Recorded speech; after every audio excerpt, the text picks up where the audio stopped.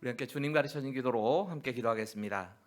하늘에 계신 우리 아버지, 아버지의 이름을 거룩하게 하시며 아버지의 나라가 오게 하시며 아버지의 뜻이 하늘에서와 같이 땅에서도 이루어지게 하소서. 오늘 우리에게 이루갈 양식을 주시고 우리가 우리에게 잘못한 사람을 용서하여 준 것 같이 우리 죄를 용서하여 주시고 우리를 시험에 빠지지 않게 하시고 악에서 구하소서. 나라와 권능과 영광이 영원히 아버지의 것입니다. 아멘. 우리가 찬송가 214장 같이 부르실까요? 나주의 도움 받고자 같이 찬양하시죠. 나주의 도움 받고자 주 예수님께 빕니다. 그 구원 허락하시사 날 받아 주소서. 내 모습 이대로 주 받아 주소서. 날 위해 돌아가신 주 날 받아 주소서. 큰 죄에 빠져 영죽을 날 위해 피 흘렸으리. 주 형상대로 빚으사 날 받아 주소서. 내 모습 이대로 주 받아 주소서. 날 위해 돌아가신 주 날 받아 주소서. 내 힘과 결심 약하여 늘 깨어지기 쉬우리. 주 이름으로 구원해 날 받아 주소서. 내 모습 이대로 주 받아 주소서. 날 위해 돌아가신 주 날 받아 주소서. 내 주님 서신 발 앞에 나 꿇어 엎드렸으리. 그 크신 역사 이루게 날 받아 주소서. 내 모습 이대로 주 받아 주소서. 날 위해 돌아가신 주 날 받아 주소서.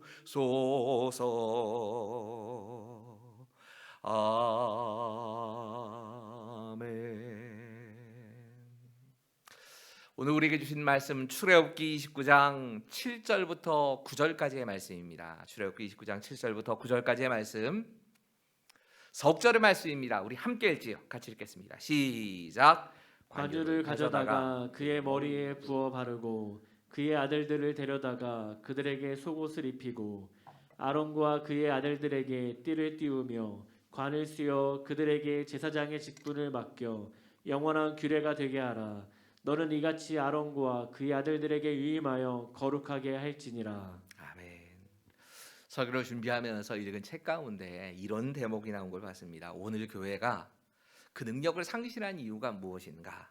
미국의 한 신학자가 분석하는 글인데 답을 이렇게 합니다. 그것은 교회에 출입하고 있는 많은 사람들, 교인의 95% 정도가 의자만 덮이다가 가는 사람. 이게 아마 미국식의 표현일 겁니다. 벤치 워머라고 하는 의자를 덮이고 그냥 집으로 돌아가는 사람이다. 이렇게 답을 한 걸 봤습니다. 그리고 가만히 생각해 보면 이 말이 틀리지 않는다는 생각이 듭니다. 큰 교회일수록 더 할 겁니다. 우리는 조금은 그보다는 작은 규모이기 때문에 그래도 그보다는 조금 낫다 생각은 하지만 큰 교회가 될수록 5%의 사람들만 교회와 또 다른 일들에 헌신하고 나머지 95%는 그냥 구경꾼으로 있다 갈 겁니다. 이것이 교회가 능력을 상실한 진짜 이유다라고 하는 그런 말을 한 걸 봤습니다. 맞는 이야기입니다. 근데 한 가지 오해를 하지 않으셔야 될 부분이 있습니다. 저는 이 5%라고 하는 이 말 가운데 혹시라도 우리가 교회 봉사에 그만큼 많이 참여해야 한다라는 말로만 이해하신다면 이건 오해입니다.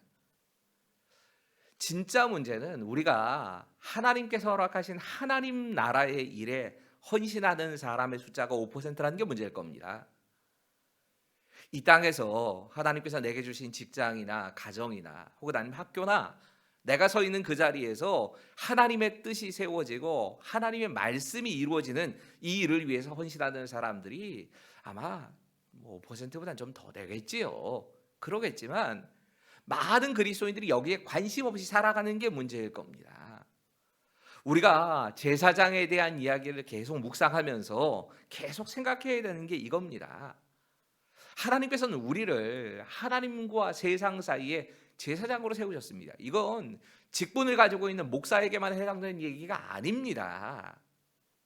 목사를 사제라고만 생각하시면 진짜 큰 오산을 하시는 겁니다. 이 말씀은 우리 모두 신약 시대를 살고 있는 우리 모두를 제사장으로 구별하시는 말씀입니다. 그리고 제사장은 어떤 모습으로 하나님께 세워져야 하는가? 그 세워지는 모습을 오늘 본문이 쭉 말씀하고 있는 겁니다. 이미 이전까지 그런 말씀을 좀 나눴지요. 제사장으로 서기 위해서는 먼저 몸을 씻어야 합니다. 정결하게 되는 것을 가장 먼저 말씀하십니다. 그리고 나서 몸을 씻고 끝이 나는 거 아닙니다. 제사장의 의복을 입습니다. 속옷을 입고 이 속옷에 속바지도 입고 속옷도 입고 그 위에 대제사장에게는 또 다른 옷들도 계속 다 입히는 것, 그리고 관을 씌우는 것까지를 우리가 같이 묵상해 봤습니다. 오늘 본문은 조금 다른 이야기입니다. 앞에 말씀이 대제사장인 아론에 대한 말씀이었다면 오늘 본문 8절과 9절은 일반 제사장들을 향한 말씀입니다. 일반 제사장들을 향한 말씀, 그리고 이 앞절과 그 뒷절이 연결이 되는데 그 연결이 되는 말씀이 오늘 본문 7절입니다. 이건 대제사장도 똑같고 일반 제사장도 똑같이 적용이 되는 말씀입니다. 7절 같이 읽겠습니다. 시작. 관유를 가져다가 그의 머리에 부어 바르고. 여러분, 관유라고 하는 건 관제에 쓰는 기름 혹은 붓는 기름이라는 뜻을 갖고 있는데 이 관유는 아주 특별한 향을 내는, 사실 이 자체를 좀 레위기나 출애굽기 쭉 같이 읽다 보면 향이 한 종류로 나는 게 아니라 좋은 향을 내는 여러 종류의 향이 섞입니다. 식물성 그 향을 내는 재료들이 섞입니다.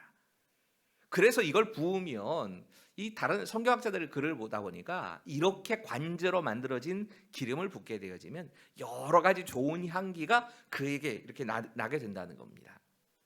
특별히 이 관유는 솥불, 지금 보이시지요? 솥불처럼 된 저기에다가 기름, 이 관유를 넣고 그 다음에 대제사장으로 임명되는 아론과 그리고 제사장들도 다 같이 합니다. 제사장들에게 기름을 붓습니다. 물론 이 기름은 성령의 역사를 의미하는 것이라고 대부분의 성경학자들은 다 해석을 합니다. 이건 별로 이론이 없습니다. 이 유명한 장면, 아론에게 관유를 붓는 이 장면이 시편에 노래로 기록이 되지요. 우리가 얼마 전에 읽었던 시편 133편에 이 말씀이 등장합니다. 이렇게 말씀합니다. 보라, 형제가 연합하여 동거함이 어찌 그리 선하고 아름다운고, 머리에 있는 보배로운 기름이 수염 곧 아론의 수염에 흘러서 그의 옷깃까지 내림 같고. 형제가 연합하여 동거하는 모습이 그 아론의 머리 위에 기름을 부어서 위임식을 하는 바로 이 장면과 같다는 겁니다. 사실 유대인들의 수염이 굉장히 길거든요. 잘 안 깎습니다. 그래서 수염을 타고 옷깃까지 흘러내렸다. 그러면 온몸이 다 기름 범벅이가 된 겁니다. 이게 뭐가 아름답습니까? 솔직히 이 장면을 묵상을 하는데 이거 별로 아름다워 보이지 않습니다. 그런데 아름답다고 표현합니다. 이게 무슨 뜻일까? 여러분, 아론은 이 기름을 붓기 전까지는 그냥 평범한 사람이었습니다. 그런데 하나님께서 특별하게 구별하신 사람, 그래서 하나님께서 쓰시는 사람, 이런 사람이 된 것이 아름답다는 겁니다. 기름 부음이 성령을 말씀하는 것이라면 성령의 사람이 된 것이 그에게는 아름답다라고 표현한 겁니다. 근데 오늘 이 말씀을 준비하다가 한 목사님이 참 희한한 표현을 사용하시면서 이 본문을 설교하시는 걸 듣게 됐습니다. 이 목사님이 이 부분을 설명하시면서 예수를 믿는 우리 대제사장과 제사장으로 부름받은 우리 모습을 이렇게 표현하는 겁니다. 신들린 보통 사람이다. 참 오해하기 쉬운 말인데 이 표현이 곱씹어 묵상하면 묵상할수록, 그리고 이 목사님이 어떤 뜻에서 말씀하셨는가를 가만히 읽다 보니까 이 말이 맞다 하는 생각이 들었습니다. 성령을 받았습니다. 성령님이 우리 안에 들어와 살고 계시니까 신들린 사람 이렇게 말할 수 있겠지요. 하지만 우리가 생각하는 생각의 사고나 또 혹은 모든 것들이 정상적인 사고에서 조금 더 달라지지 않습니다. 이성적이고 상식적으로 보통 사람처럼 살아간다는 겁니다. 신들렸으니까 우리가 생각하는 무당처럼 아주 이상한 행동을 하는 그런 사람이 되는 게 아니라고 표현한 겁니다. 여러분, 기름 부음을 받았다고 해서 우리가 딴 사람이 된다 착각하지 마십시오. 여전히 똑같은 사람입니다. 우리 같은 모습을 가지고 삽니다. 달라진 거 딱 하나, 하나님이 우리하고 함께 하시는 게 달라진 겁니다. 이게 달라지는 겁니다. 하나님께 쓰임 받는다고 해서 내가 완전히 다른 사람 된다, 그렇게 착각하지 않으셔야 합니다. 성령께서 우리 안에 들어와 사시면서 그때부터 성령께서 우리의 마음을, 심령을 주관하십니다. 하지만 그렇다고 해서 아주 몰상식한, 또 비상식적인, 이성적이지 않은 그런 사람이 되는 게 아닙니다. 성령의 충만함은 그렇게 나타나질 않습니다. 우리가 많은 경우에 이 성령의 충만함이라고 하는 것을 얼굴이나 혹은 아니면 그의 행동이나 무언가 특별한 내 신체적인 체험이나 이런 것을 통해서 경험하려고 드는 경향이 많이 있습니다. 여러분, 모세는 분명히 하나님을 만난 후에 얼굴에 광채가 나타났다, 그런 말씀들이 나옵니다. 하지만 모든 사람이 다 그러는 거 아닙니다. 자꾸 보이는 현상을 가지고 성령의 충만함이나 하나님의 역사에 대해서 자꾸 그렇게 생각하시면 안 됩니다. 내가 장로가 되고 권사가 되고 안수집사가 된다고 해서, 그런 임명식을 받게 되어지고 내가 그렇게 장립을 받는다고 해서 그래서 내가 달라지는 게 아닙니다. 나는 그대로입니다. 뭐가 달라지느냐? 하나님의 성령이 내 안에 계시면서 나를 이끌고 가시는 게 달라지는 겁니다. 겉으로 달라지는 게 아닙니다. 성령을 체험을 하면서 어떤 사람들은 뜨거운 것을 경험하기도 하고 바람처럼 스치고 지나가는 것처럼 느껴지기도 하고, 어떤 사람들은 넘어지기도 하고요. 뭐 특별한 모습이 나타날 수 있습니다. 인정합니다. 그렇게 하나님께서 우리에게 체험을 하게 하신 경우가 있습니다. 하지만 그런 체험을 했다고 내가 성령 충만한 것도 아니고, 그런 체험이 없다고 해서 나에게 성령 충만함이 없는 게 아닙니다. 자꾸 거기에 집중하면 이상한 방향으로 갑니다. 중요한 건 기름 부음을 받은 거지 내 몸이 아닙니다. 내가 변하는 게 아닙니다. 오늘 본문에서 진짜 강조하고 있는 건 우리가 성령 충만함 없이 하나님께서 맡기신 사명을 감당할 수 없다고 말씀하시는 겁니다. 하나님 앞에 우리가 쓰임 받기 위해서 늘 구해야 하는 건 성령의 기름 부음이 우리에게 있기를, 성령의 간섭하심과 인도하심이 내 삶에 있기를, 이걸 간구하라는 말씀입니다. 8절과 9절 같이 읽지요. 시작. 그의 아들들을 데려다가 그들에게 속옷을 입히고 아론과 그의 아들들에게 띠를 띄우며 관을 씌워 그들에게 제사장의 직분을 맡겨 영원한 규례가 되게 하라. 너는 이같이 아론과 그의 아들들에게 유임하여 거룩하게 할지니라. 여러분, 아론과 그의 아들들을 구별하여서 이제는 다른 일 못합니다. 이 구별된 사람들은 하나님께서 맡기신 그 사명만 감당할 수밖에 없는 겁니다. 다른 일 하지 못하도록 딱 그렇게 제한이 됩니다. 근데 가만히 생각해 보셔야 합니다. 이 사람들은, 아론은 대제사장이지만 그 아들들은 일반적인 제사장들이었습니다. 근데 일반적인 제사장들, 그래서 옷도 다른 옷 입습니다. 여러분, 앞에 있는 게 지금 대제사장의 옷입니다. 흰색, 그 위에 하늘색 입고, 하늘색 위에다가 그 조끼처럼 입고, 에봇이란 옷 입고, 그 위에다가 뭐 그 가슴에 흉패를 붙이고, 이마에다가는 여호와의 성결이라고 쓰고, 화려한 저 사람은 대제사장. 흰 옷 입고 허리에 띠 찬 것만 딱 다를 뿐입니다. 그 사람은 일반 제사장입니다. 완전히 모습도 다른데, 어찌 생각하면 하나님께서 하시는 일을, 일반 제사장들은 대제사장 하는 일을 돕는 역할을 주로 하는 건데, 그런데 대제사장이나 일반 제사장이나 구별이 되는 모습은 똑같았습니다. 여러분, 우리가 하나님 앞에 어떤 직분을 감당하면서 쓰임 받을 때에 우리 스스로가 생각을 합니다. 아니, 목사는 좀 달라야지. 목사들에게는 그런 생각이 있어야 돼요. 없으면 안 됩니다. 그래도 내가 하나님 앞에서 목사로 구분을 받았는데 일반적으로 내가 그래도 더 성결하게 살아야지 하는 마음이 있어야 하는 게 맞습니다. 하지만 우리들 스스로가 그렇게 생각하면서 그건 목사님들에게나 해당되는 얘기지 나하고는 상관없어, 이렇게 착각하시면 안 됩니다. 여러분, 일반적인 제사장들이 세 가지를 똑같이 합니다. 여러분, 말씀을 지금 이 쭉 같이 읽어가면, 이 30장까지를 계속 읽다 보면 일반 제사장들이 똑같이 씻김을 받습니다. 모세가 데리고 가서 물두멍에서 씻는데 그 씻는 사람이 대제사장만 씻는 게 아닙니다. 일반 제사장들도 씻습니다. 여러분, 제사장은 자주 씻습니다.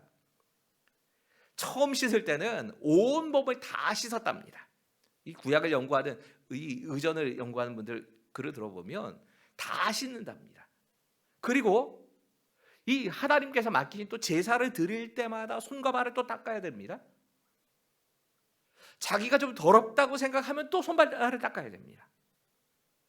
제사장에게는 이 씻는다는 의무가 굉장히 강조됩니다. 그리고 다른 사람과 다르게 제사장은 속을 입습니다. 이게 다르다고 말씀드렸지요. 속 바지를 일반인들은 안 입습니다. 왕이라도 안 입습니다. 근데 제사장은 속 바지를 따로 입습니다. 여러분, 이 옷을 입는다고 하는 것이 한편으로는 예수 그리스도로 옷을 입는다, 우리의 신분을 나타내는 옷이다, 이렇게 생각해도 맞습니다. 그러니까 내가 하나님의 일꾼으로 부름받았으면 하나님의 자녀야, 하나님의 일꾼이야, 이걸 생각하기 위해서 난 특별한 옷을 입고 있어, 난 예수 그리스도라는 옷을 입고 있어, 이걸 생각하면서 살라는 말씀도 맞습니다. 근데 제사장의 옷의 기능, 뭐 계속 말씀드리지만 가리는 기능이 있습니다. 가리라는 겁니다. 더럽고 추악한 것에 대해서 가리고, 이 속옷의 기능, 이 말씀이 그대로 대제사장도 그러지만 제사장도 똑같이 적용이 되는 겁니다. 우리 모두에게 적용이 된다는 말씀입니다. 끝나는 거 아닙니다. 출애굽기 30장 30절을 같이 읽다 보면 이 말씀은 기름 부음도 같이 받습니다. 대제사장만 받는 게 아니고요, 제사장, 일반적으로 모든 하나님을 섬기는 사람은, 제사장 그러면 또 목사 생각하실 것 같아서 입으로 바꿔서 말씀드립니다. 하나님 섬기는 사람이라면 왕 같은 제사장이라고 부르신 모든 성도들은 다 기름 부음을 받아야 합니다. 여러분, 우리가 예수님을 인격적으로 영접하고 나의 구세주와 주인으로 예수님을 모셔드리면 그때부터 성령님께서 내 안에 들어와 사십니다. 그 성령님이 들어와 사시는 사람들이 그리스도인들입니다. 이건 누구나 다 똑같이 살아가는 겁니다. 중요한 건 내 안에 성령께서 들어와 사시지만 여전히 내 힘으로 사느냐, 아니면 성령의 인도하심과 도우심을 구하며 사느냐가 다른 점이 되는 겁니다.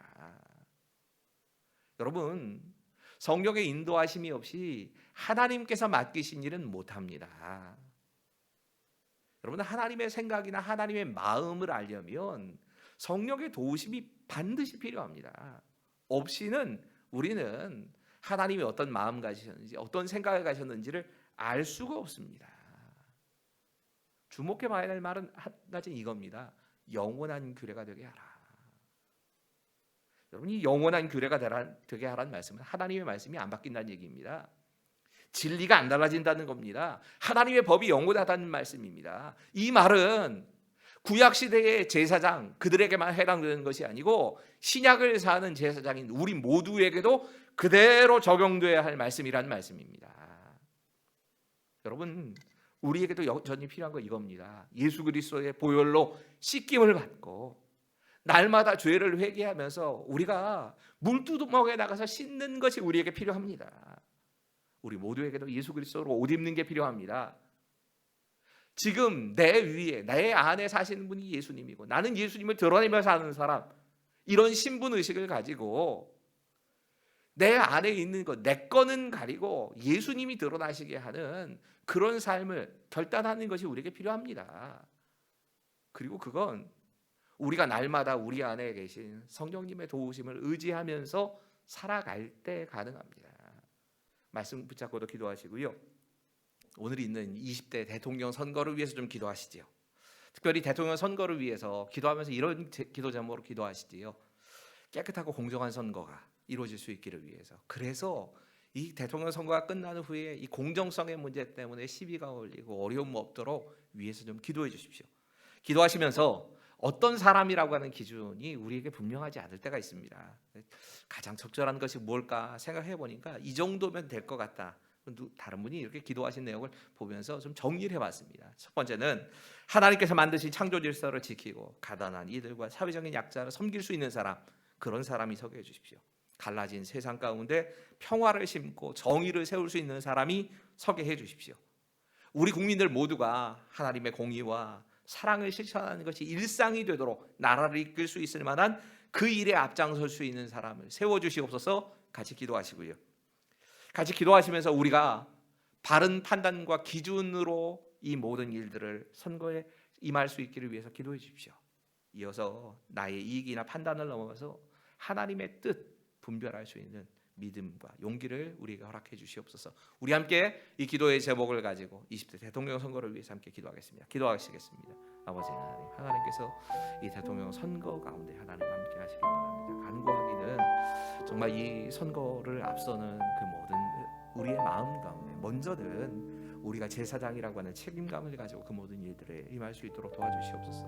먼저는 내가 정결하게 되어서 하나님 앞에 정말 예수 그리스도의 보혈을 의지하고 날마다 회개하고 씻는 마음으로 서게 하여 주시고 제사장으로서 서야 할 성령의 기름 부음을 구하고 예수 그리스도의 옷을 입으며 이 모든 선거에 나설 수 있도록 주님 도와주시옵소서. 구하기는 오늘 있을 대통령 선거가 공정하게 치러지기를 원합니다. 하나님, 잡음이 없이 깨끗하게 치러져서 이 일들이 정말 나라의 분열이나 혹시라도 정말 억울한 일들로 번져가지 않도록 주님 도와주시고 하나님께서 만드신 창조 질서를 잘 지켜갈 수 있는 사람, 이 시대의 약자들에 대해서 섬기며 가난한 자들에 대해서 섬길 수 있는 지도자가 섰게 해주시옵소서.